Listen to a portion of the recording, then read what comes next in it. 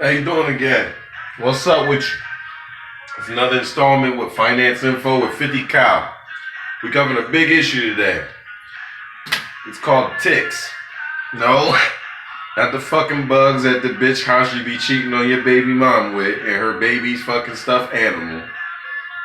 These are small movements inside the market, and these are movements that's actually happened live on the market, and it's this actual flow of the actual money that's being involved. So this installment's a little different because I'm gonna do some drawing for you today, and you're gonna actually have to know some fucking math today.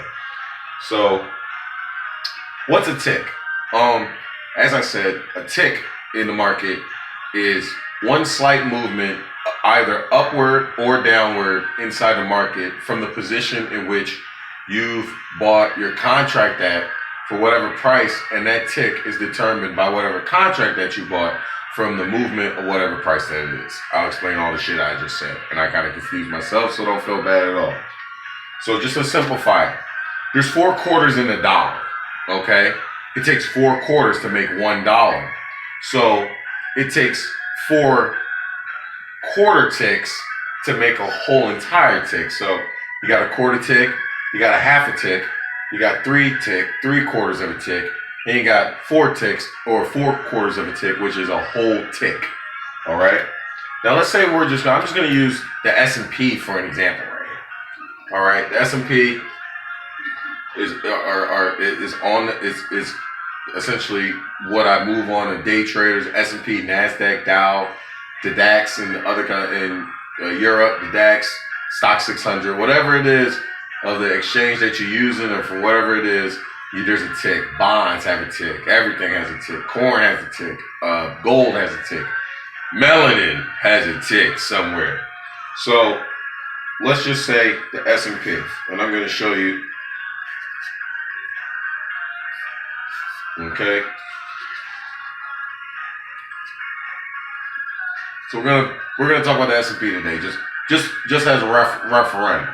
So let's just say we're at this New York Stock Exchange, and we're about to move on it, everything. It costs $1,000 to move one contract.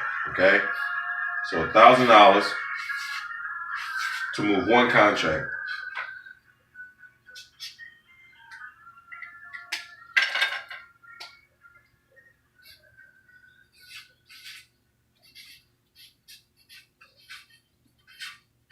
Okay. So $1,000 costs one contract. All right. Now, what it's all about is it's really all about what you get it for. So, or the position in which you get it at. So, I'm just gonna create a number here. This is not really where the S&P at. So, if you might one of my day traders, it's not the real number. We're just using this as an example. So, let's say the S&P is currently at. I need a real number. I apologize.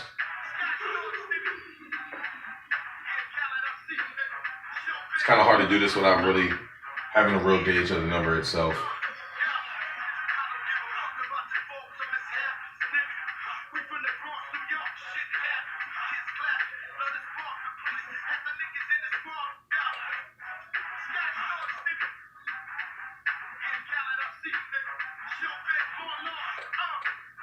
And it froze on me. We're just going to use a fake number right now.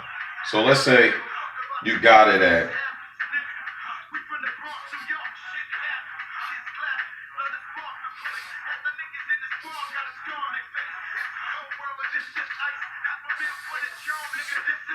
this is the number in which you paid $1,000 for on the S&P app. We're just using this as referendum. It's not the real number or whatever.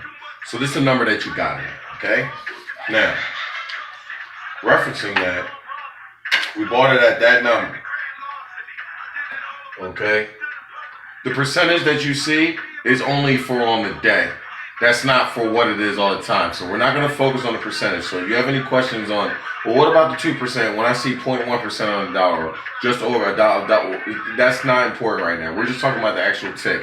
The percentage does come into play with that, and we get to that when you get a little more experience with that. But right now, we're just talking about the actual tick.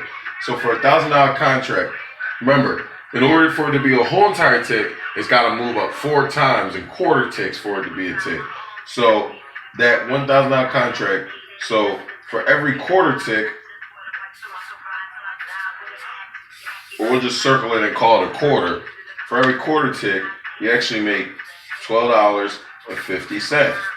Okay? So that ticks up 1 quarter from, oh, you know what? That's why the number looks funny to me, because it's in points.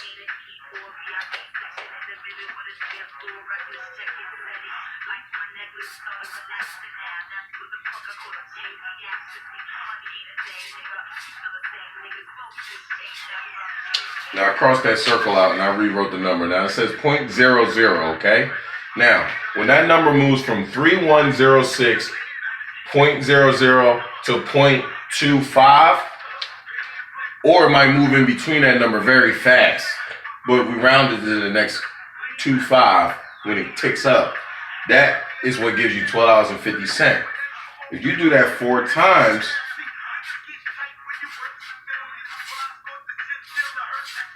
that becomes $50. So you bought a contract for $1,000.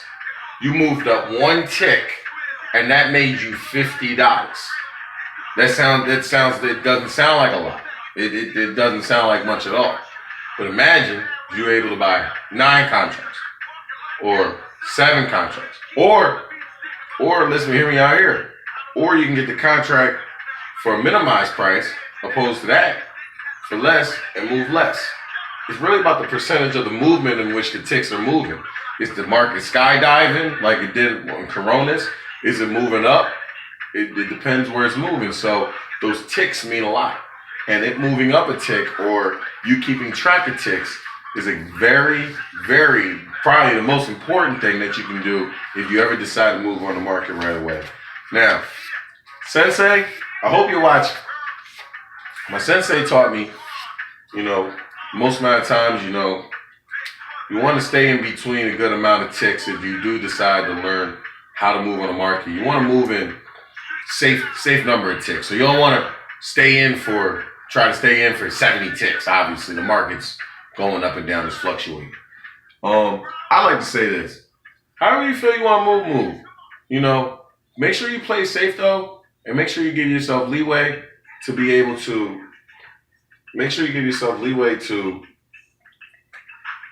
to come back in if you need to. And if you can't come back in when you need to, then just make sure